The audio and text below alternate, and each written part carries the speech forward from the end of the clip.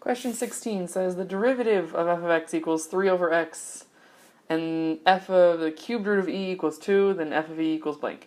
So this is kind of a lengthy, drawn-out problem, or maybe not that, but maybe a confusing type of problem if you don't know exactly what it means.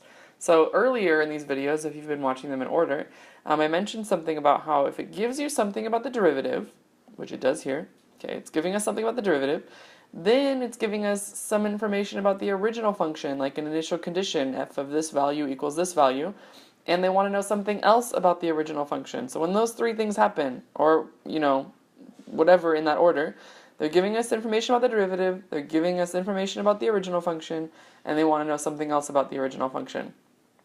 Hopefully in your mind that triggers what we've talked about before, that we need to use differential equations and actually solve this differential equation. So I'm going to say the integral of f of prime of x equals the integral of 3 over x, and I actually want to find out what that integral is. So first things first, that 3 is a constant, so I'm going to bring it out front so it doesn't confuse me. So that's the integral of 3 times 1 over x, or 3 times the integral of 1 over x.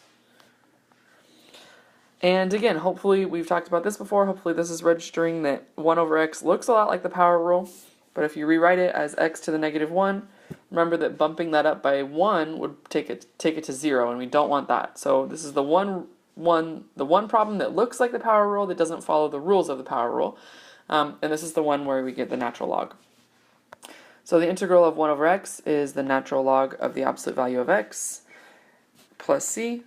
And again, the reason for that is because we have to put absolute values because the domain of the natural log does not apply with negative numbers, and so or does not contain negative numbers, so we have to take the absolute value of that x so we don't have any negative numbers in there. Alright, so that is the first part. We've taken care of the derivative. Next part uses this initial condition. This initial condition is going to help us figure out what c is. So we're going to plug in this into our function. So the function equals 2 whenever x equals the cubed root of e.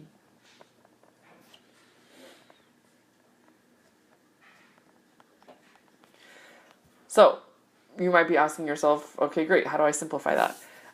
From here, we need to remember our rules about logarithms. So ln of the cubed root of e, let's see how we can remember that. So first of all, the cubed root of e I can rewrite as, and let me do this over here so we have more room. The cubed root of e I can rewrite as e to the 1/3 plus c. And then I hope you remember that the natural logarithms have a power property. So if you have 1/3 up here as an exponent of e, you can actually bring that down front. We can say that this is 2 equals 1/3 times 3 times ln of e plus c.